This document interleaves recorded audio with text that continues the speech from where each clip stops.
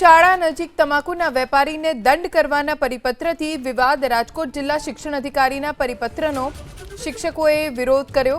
તમાકુ વેચતા દુકાનદારોને દંડ કરવાની કાર્યવાહીના પરિપત્રથી વિવાદ થયો છે। શાળાની 100 મીટર નજીક આવતા ગલ્લા સામે કાર્યવાહી કરવા સૂચના આપવામાં આવી। શાળા આસપાસ તમાકુ વેચાતું હશે, કાર્યવાહી કરાશે આચાર્યની સામે। રાજકોટ જિલ્લા પ્રાથમિક શિક્ષક સંઘે પરિપત્રનો વિરોધ કર્યો છે। 20 એપ્રિલથી શિક્ષકોને વસ્તી ગણતરીની કામગીરી પણ કરવાની છે। આગામી દિવસોમાં સ્થાનિક સ્વરાજ્યની ચૂંટણીની પણ કામગીરી સોંપાશે। ભણશે ગુજરાત ગણશે ગુજરાતની વાતો વચ્ચે શિક્ષકો પર વારંવાર જે માટે પરિપત્ર જાહેર કરવામાં આવે છે।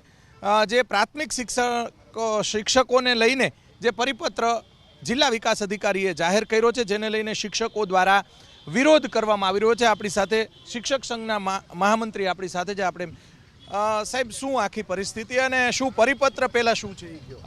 અત્યારે જે આપણે રાજકોટની અંદર જિલ્લા વિકાસ અધિકારીએ એવો પરિપત્ર કરેલો છે કે સ્કૂલની 100 મીટરની ત્રિજ્યાની અંદર તમાકુ વેચાતું હોય તો એ શિક્ષકોએ એમની પાસે દંડ ઉઘરાવવા જવાનું। તો અમારે આ કરવાનું કે બાળકોને ભણાવવાનું? નત નવા પરિપત્રો આવે છે। અત્યારે હમણાં SIRની કામગીરી થઈ, બાળકોનું શિક્ષણ એમાં પણ બગડ્યું છે, વસ્તી ગણતરી આવે છે ને આ પરિપત્રને હિસાબે અમારે ગામ લોકો હારે સંઘર્ષ ઊભો થાય છે કે ત્યાં અમારે એવા ઘણા બધા ગામ છે કે 100 કિલોમીટર 100 ત્રિજ્યાની અંદર જ આખું ગામ આવી જતું। તો સરકારને પણ ખબર છે કે ત્યાં તમાકુનું વેચાણ થાય છે, તો શિક્ષકોને શા માટે ગામ લોકો હારે સંઘર્ષમાં ઉતારે છે? આચાર્ય સામે પણ કઈ કાર્યવાહી? હા, સાહેબનો પરિપત્ર એવો છે કે જો વિઝિટ દરમિયાન આવું કોઈ પણ તમાકુ વેચાણ આવશે તો આચાર્ય સાથે પણ એને શિક્ષાત્મક પગલાં લેવામાં આવશે। તો અમારો આ સખ્ત રાજકોટ જિલ્લા પ્રાથમિક શિક્ષક સંઘનો સખ્ત વિરોધ છે કે આ પરિપત્ર બાબત વિચારણા કરે અને આ પરિપત્ર પાછો ખેંચે। શું આગામી દિવસોમાં કઈ રજૂઆત કરવાના છો? એટલે ખાસ રાજકોટ જિલ્લાની મોટાભાગની શાળાઓમાં મહિલા શિક્ષકો જો આચાર્ય હોય તો એ આ કાર્યવાહી કેવી રીતે કરશે? સીધું ગામ સાથે સંઘર્ષમાં ઉતરવાની વાત છે અને આ પરિપત્રને કારણે શિક્ષકો એનું જે કામ છે અભ્યાસ કરાવવાનું બાળકોને, એમાંથી એમનું ફોકસ હટીને અન્ય બાબતો તરફ વળશે। એટલે આ પરિપત્ર વહેલી તકે પાછો ખેંચાય એવી અમારી વિનંતી છે। આ ચોક્કસ સાહેબે કીધું આ બધી કામગીરી શિક્ષકો કરશે તો ભણાવશે કોણ?